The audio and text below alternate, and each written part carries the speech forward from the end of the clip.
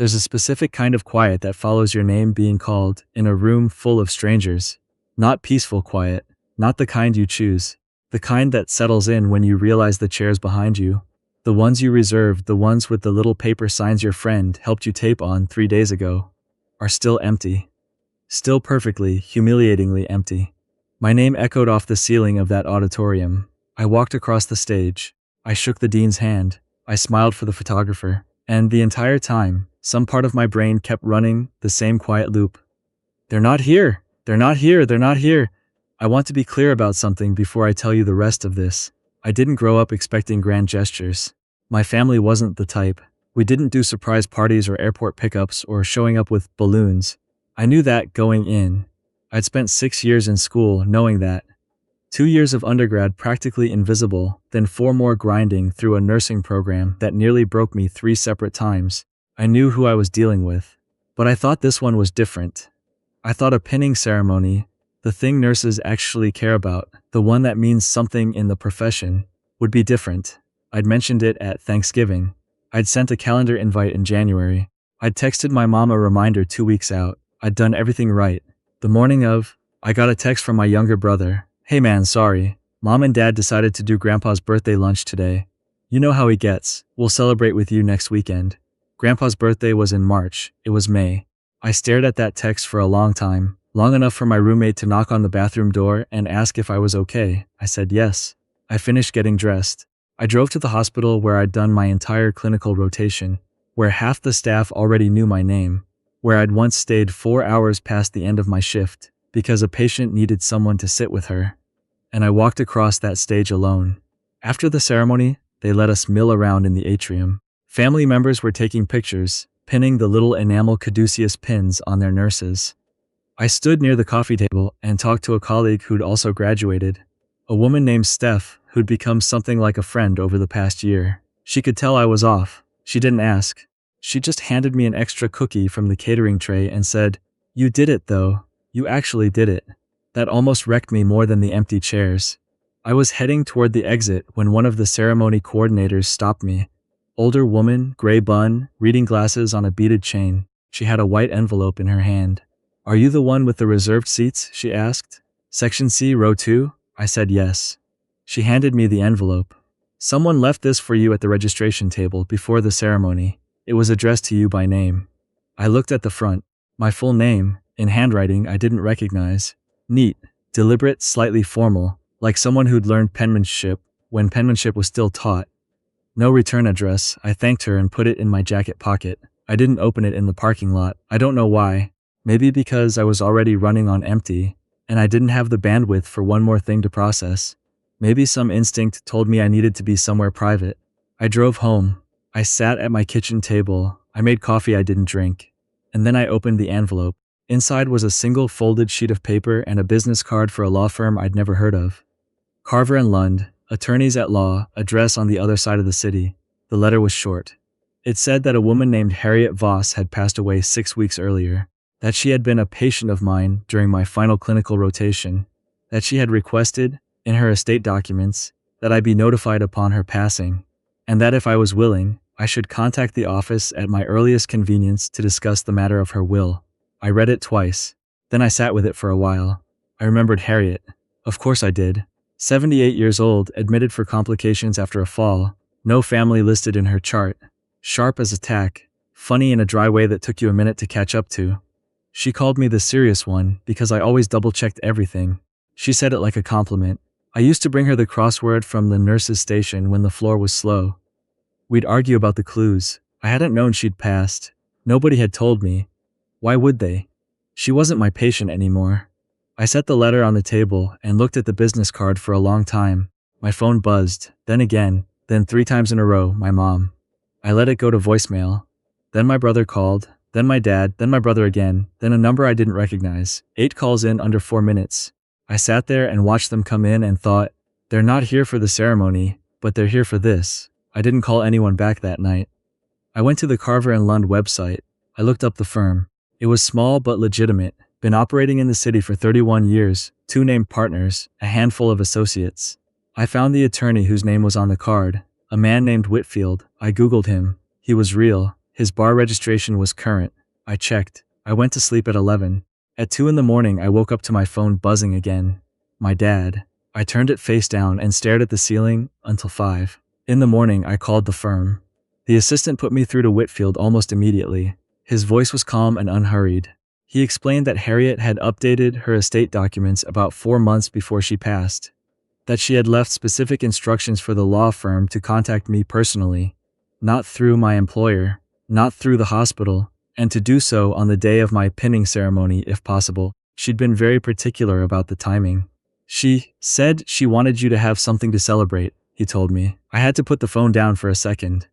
When I came back, he told me the rest. Harriet had no living family. She'd had a son who died in 2019 and a husband who passed before that. She owned a condominium in the city, a modest savings account, and a small stock portfolio. She had named me as the sole beneficiary. The total value was somewhere in the range of $240,000. I sat in my car in my own driveway and couldn't move for about 10 minutes. Then I called Whitfield back, confirmed an appointment for that Thursday, and went inside to shower. That afternoon, I returned my family's calls. My mom answered on the first ring. She asked how the ceremony was. She didn't apologize. She said it like she was asking about a dentist appointment. I said it was fine. She said, "Good. Listen, your Aunt Petra mentioned she saw something on your Instagram, some picture of you with an envelope. What was that about?" I hadn't posted anything on Instagram. "What picture?" I said. "From last night. Someone tagged you or something. There was a picture of you in a suit holding an envelope." Petra said it looked like some kind of legal thing. I thought about Steph. She'd taken a few photos after the ceremony. She must have posted one and tagged me without thinking. "It was nothing," I said. "Just some paperwork from the hospital." A pause. Then, "What kind of paperwork?" "Administrative stuff." Another pause, longer this time. "Your dad and I were thinking we could all do dinner Friday, make up for today." I said I'd check my schedule. By that evening, my brother had texted me 4 times asking about the envelope. Not about the ceremony, not about how I was doing, just the envelope. I didn't answer. Thursday came. I met with Whitfield. He was exactly what his phone voice promised. Measured, professional, thorough. He walked me through the estate documents, explained the probate timeline, answered every question I had. Harriet's instructions were clear and legally sound. There were no conditions, no strings. She'd left me everything without qualification. He showed me a note she'd had filed with the documents. Just a few sentences in her handwriting. She said she'd watched me work for 3 months, that I was the only person who'd talk to her like a person rather than a patient number, that she didn't have anyone to leave things to, and she thought I'd make good use of it. I didn't cry in the law office. I waited until I got to my car. Then I sat there for a while. When I drove home, there were 2 cars parked in front of my apartment building. My dad's Silverado and my brother's Civic. They were sitting on the front steps. I parked and walked over. My dad stood up. He was wearing his work jacket, which meant he'd come straight from somewhere. He had an expression I recognized from childhood, the one that meant he had already decided how this conversation was going to go and was just waiting for me to catch up. "We need to talk about the envelope," he said. "Not congratulations. Not we're sorry we missed it. Not even hey. The envelope." I said, "Your aunt saw the photo. We did some checking." He paused. "Is this about that patient, the woman who passed?" I didn't ask how he knew about Harriet. My guess was that he'd called the hospital, and in that particular way my dad had of presenting himself as someone with authority, gotten more information than anyone should have given him. "You should have told us," he said. "Told you what? That someone was leaving you money." He said it like I'd hidden a crime. Like the natural course of action when a patient mentioned me in a will should have been to immediately convene a family meeting. "I found out the same time you did," I said. "Petra saw that photo 3 days ago, and I found out about the letter the day of the ceremony." He looked at me for a moment, then, "Look, we're not trying to make this into a thing. We just think, your mom and I, we think something like this, a windfall, it should be a family decision. You're 28 years old. You don't have a lot of experience with managing money, managing a situation like this." My brother was quiet, which was unlike him. He kept looking at his phone. "I have an attorney," I said. "You met with someone already?" "Yes." My dad's expression shifted. "Without talking to us first." "I talked to a licensed estate attorney who was representing the deceased's interests," I said. "I didn't need your sign-off for that." The conversation deteriorated from there. My dad said I was being dramatic. My mom, who had apparently been sitting in the truck, got out and came over and said she just wanted to make sure I was protected, that families had been torn apart over situations like this, that she'd read stories. My brother finally put his phone away and said, very carefully, that it would be nice if I considered the family's position. I asked him what the family's position was. He said, you know, people helped you get where you are. I looked at him for a long moment. Nobody came to my ceremony, I said. Silence. Not one of you. I reserved the seats. I sent the reminders. I asked once, directly, and you said yes, and then on the day you chose Grandpa's birthday lunch, which isn't in May, over a ceremony I spent 6 years working toward, and now you're here on my front steps because of a number you saw in a photo. My mom started to say something about how I was being unfair. I held up my hand. I'm not doing this tonight, I said. I'm going to go inside. If anyone wants to call me, you're welcome to. But I'm not having this conversation on the sidewalk. I walked inside. I locked the door. I stood in my hallway for a minute, just breathing. Then I went to the kitchen and finally drank that cup of coffee I'd made 3 days ago. The next few weeks were a specific kind of difficult that I wasn't prepared for. My dad called twice a day for the first week. My mom sent texts that oscillated between guilt-tripping and almost apologetic, never landing on either. My brother sent me an article about the psychological impact of sudden financial changes, which would have been funny in different circumstances. My Aunt Petra texted me directly twice, which had never happened before in my life. I responded to almost none of it. Not out of cruelty. I want to be clear about that. Just because I'd run the math and decided that engaging wasn't going to get me anywhere. I'd watched my dad operate my whole life. He was very good at reframing conversations. If I got into it with him, I'd end up arguing about whether I was grateful for my upbringing, instead of talking about the actual issue, which was that these people had not shown up for me and were now showing up for money.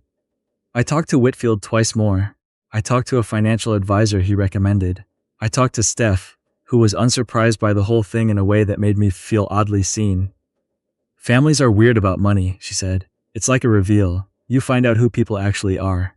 I thought about Harriet, about the crossword puzzles, about the way she'd said the serious one like it was the most natural thing in the world to notice something like that about a person. I thought about all the people in my life who had never bothered to notice things like that. About 6 weeks after the ceremony, my dad came by unannounced again. This time alone. He knocked for a while. I was home and I let him knock. Eventually he left a note in my mailbox that said, I know I haven't been the most supportive. I want to fix that. Call me when you're ready. I read it twice. I put it on the counter. I didn't throw it away. I'm not the kind of person who slams doors permanently. I believe people can change. I've watched patients recover from things that should have ended them. I know transformation is real. But I also know the difference between someone who wants to change and someone who wants the conversation to be over. I'm still figuring out which one my dad is. The probate process took about 4 months. By October, everything had transferred. I used some of it to pay off the remaining balance on my nursing school loans, which I want to tell you felt like physically removing a weight from my chest. I put a portion in a high-yield account. I set aside money for a continuing education fund, because there are advanced practice certifications I've been putting off for financial reasons. And I did one other thing. I found out which hospital Harriet had gone to for a procedure about 15 years ago. A complicated one, the kind that changes your life. And I made a donation in her name to their cardiology unit. Not a large one by some standards, but the kind that gets a plaque. I stood outside the hospital after I dropped off the check. It was raining a little, not dramatically, just that thin gray October rain that makes everything look like a memory. I thought about her saying, you'll make good use of it. I hope she was right. I'm trying. My family and I are in a different place now. Not repaired exactly. Not the way things look in movies where the hug happens, and the music swells, and everyone understands each other. More like a renegotiated distance. My parents and I talk occasionally. We don't talk about money. I went to my mom's birthday in September because she asked, and because I chose to, not because I owed it to her. My brother and I have had a few real conversations. He said something last month that surprised me, that he'd felt like he was always kind of invisible too, growing up, that he hadn't meant to make me feel like the ceremony didn't matter. I believe him. Partly. I see Steph every couple of weeks. We're good friends now, the kind that require no maintenance, just show up and it's like no time has passed. I keep the letter Harriet left in the file drawer where I keep my important documents, next to my nursing license, next to my lease. tucked between the things that define a life I built from scratch. Sometimes I take it out and read the last line. I watched you work. You were always careful. You were always kind. I hope someone does the same for you someday. I fold it back up. I slide it back into the drawer. And I think about how sometimes the people who see you most clearly are the ones who have no reason to lie about what they see.